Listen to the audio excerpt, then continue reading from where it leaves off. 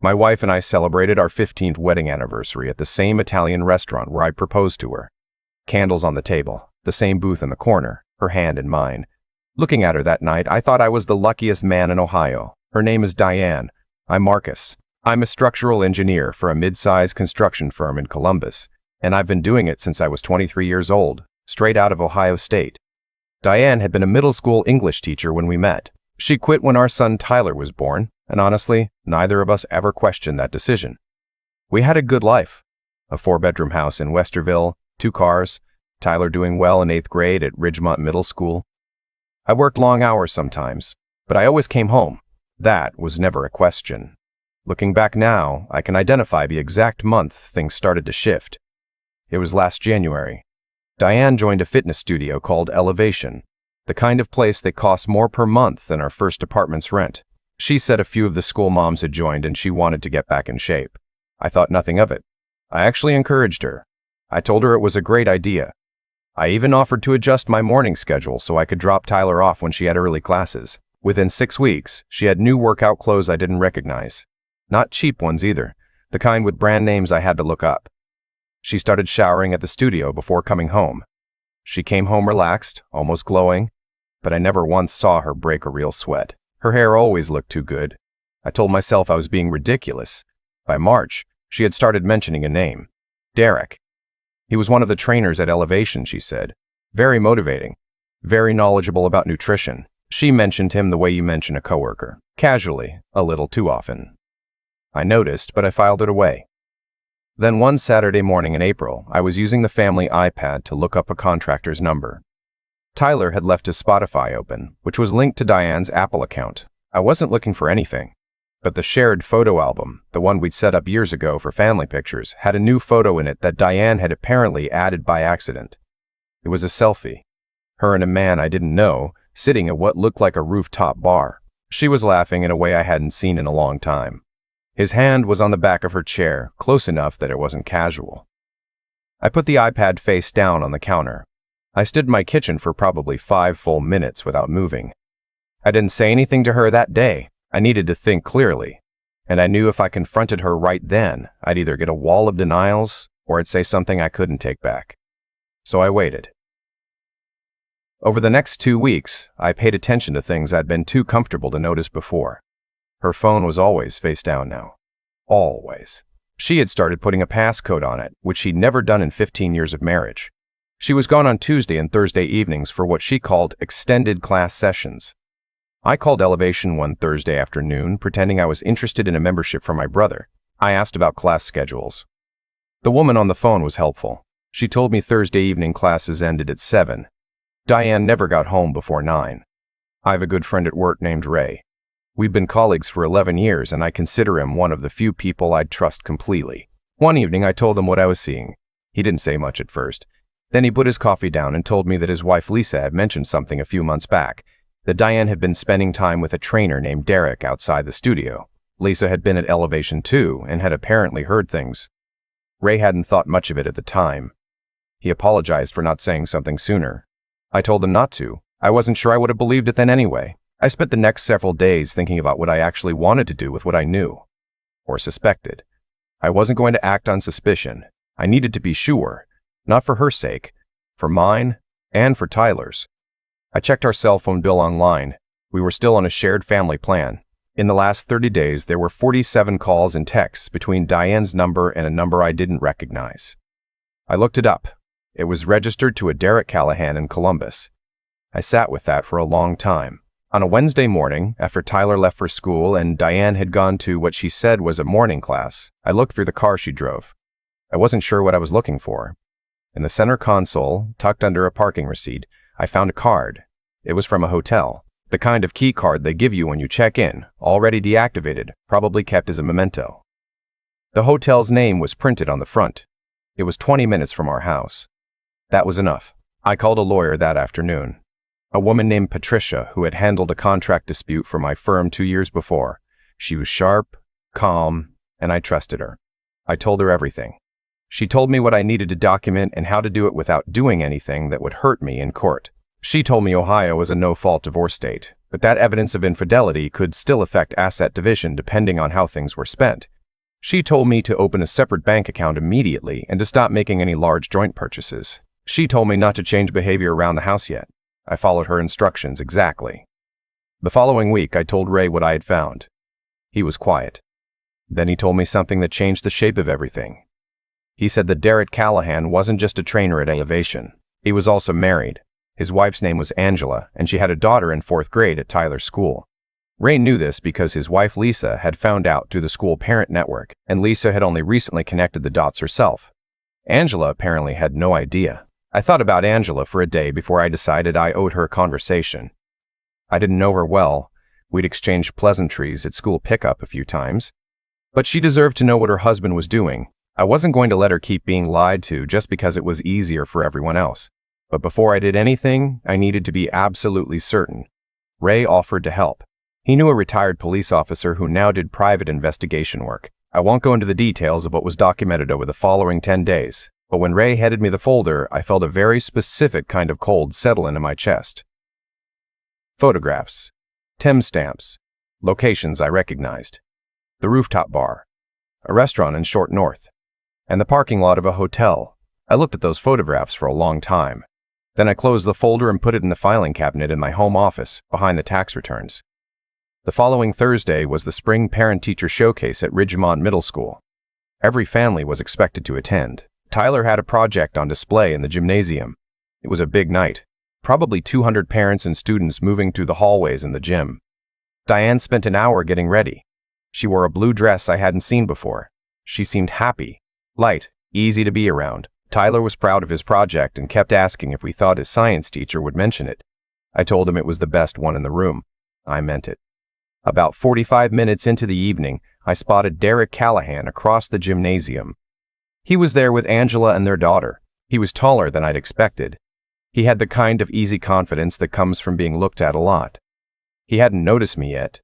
I saw the moment Diane noticed him. It was a small thing, a barely perceptible stillness. The way she stopped mid-sentence with another parent. Then she adjusted her posture and turned slightly away from his direction. Practiced. Comfortable. I had not planned to do this in public. I want to be honest about that. My lawyer had advised a private conversation followed by filing. But standing in that gymnasium, watching my wife pretend she didn't know the man across the room while his wife stood next to him talking to a school administrator. Something in me decided that the quiet, managed version of this wasn't the version that was going to happen tonight. I told Diane I'd be right back. I walked over to Derek and Angela. I introduced myself to Angela first. I told her my son Tyler was in the same grade as her daughter. She smiled and said she'd heard Tyler was a strong student. I agreed and said he got that from his mother. Then I turned to Derek and I shook his hand. I held it a moment longer than necessary and I looked at him directly and I said, quietly but clearly, I know exactly what's been going on. Both of you need to make some decisions tonight because I'll be making mine. I said it calmly. No raised voice. No scene. Not yet. Derek's expression didn't change fast enough to be innocent. Angela looked at me with a confusion that shifted over the next 3 seconds into something else entirely. She looked at her husband. He looked at the floor. I walked back across the gymnasium to where Diane was standing. She read something in my face immediately. I said, I think it's time to go home. She started to say something about Tyler's project. I said Tyler could get a ride with Ray's son, who was also there, and that I'd already arranged it, which I had, because Ray had known what I was planning and had his son ready. In the car, Diane said nothing for 2 full minutes. Then she asked what I had said to Derek. I told her I'd said what needed to be said. She said his name again, confirming what I already knew, and I think she realized what she'd just done because she went quiet for the rest of the drive. At the table, I placed Patricia's business card in front of her. I told her I'd already retained a lawyer and that she should do the same. I told her I knew about Derek. I told her I knew about the hotel. I told her I'd known for a while, and I'd spent that time making sure I was doing this right. She started to cry. She said it was complicated. I told her that I understood complicated. I told her that what she had done was not complicated. It was a choice made repeatedly over months. She asked if we could try counseling. I told her the time for that conversation had passed when she decided the parking lot of a hotel was a reasonable place to spend a Thursday evening. She slept in the guest room that night. I didn't sleep at all. I sat in the kitchen and drank coffee and waited for the sun to come up. Tyler found out 3 days later. I told him myself, sitting at the kitchen table as clearly and carefully as I could. I told him his mother and I were separating. I told him it was not his fault, not even slightly. I told him that both of his parents loved him and that would not change. He was 13 and he handled it better than I expected, which broke my heart a little. He nodded. He asked if he had to change schools. I told him no. He asked if he could still go to Ray's son's basketball games on Saturdays. I told him of course. Then he said quietly that he thought something had been wrong for a while. He said Mom had seemed distracted. He said he didn't want to say anything because he thought maybe he was imagining it. I told him he was a perceptive kid. He shrugged and said he thought he got that from me. Angela filed for divorce from Derek within 2 weeks. Ray told me she had moved quickly, had a lawyer within 48 hours of the night at the school. I respected her for that. We were never going to be close friends. But I saw her once at school pickup about a month later and she looked at me and gave a small nod.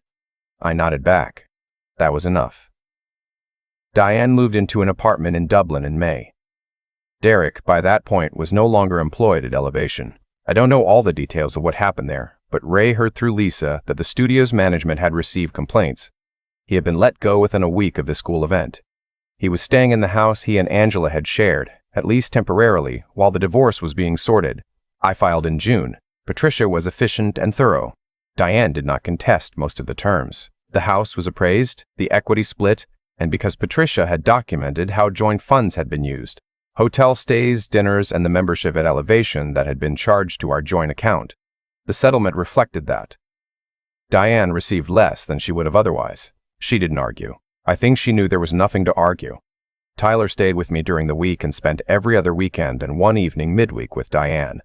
He settled into the new schedule with the pragmatic resilience that teenagers sometimes surprise you with. He started playing guitar that summer. Badly, at first, and then better. By August, he could get through a full song without stopping. The divorce was finalized in September.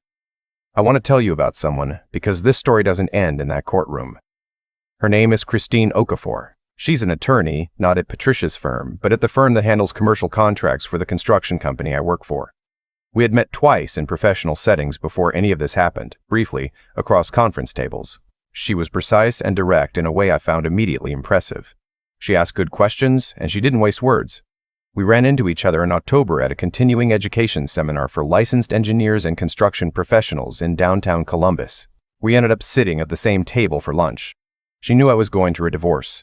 Not the details, but the general fact, because our firms had been in contact over a contract I needed to restructure during the proceedings. She didn't bring it up. She talked about a building she'd seen being renovated on her street and asked me what I thought about the structural decisions involved. I spent 20 minutes talking about cantilevered supports, and she appeared genuinely interested. We had coffee the following week, then dinner the week after that. I won't pretend the timing was simple. Tyler needed stability, and I was careful not to rush anything in front of him. Christine was patient about that in a way that told me she understood what actually mattered.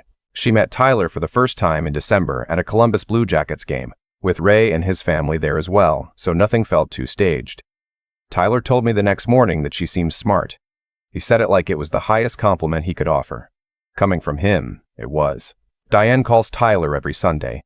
The conversations have gotten easier, he says. She apologized to him in December, directly, for the disruption. He told me she cried. He said he didn't know what to say to her, so he said it was okay. I told him that was kind of him, even if it wasn't quite true yet. He said he knew. He said he figured it was a start. At the beginning of the summer, Ray and I got serious about something we'd been talking about for years. We registered an engineering and consulting firm together. Small, to start. 3 clients in the first 2 months. By fall, we had 6. It turns out that going through the worst experience of your adult life has a way of clarifying what you actually want to spend your time building. One evening last fall, Christine and I were sitting on my back porch. Tyler was inside. The air was cooling down the way October air does in Ohio. That particular kind of clear and cold that comes in at night. She asked me if I ever thought about what I would have done differently. I thought about it for a moment. Then I told her honestly that I didn't think I would have done anything differently. Not the investigation, not the night at the school, not any of it. She considered that for a moment, then said she would have done the same. I'm not going to tell you that everything healed cleanly, or that there weren't nights I stared at the ceiling going over things I couldn't change. There were plenty of those. But here's what I know now. On the other side of it, the life I have now is one I chose, under no illusions, with my eyes open. That counts for a great deal. Tyler turned 14 in November. His grandmother came up from Cincinnati. Ray and his family came.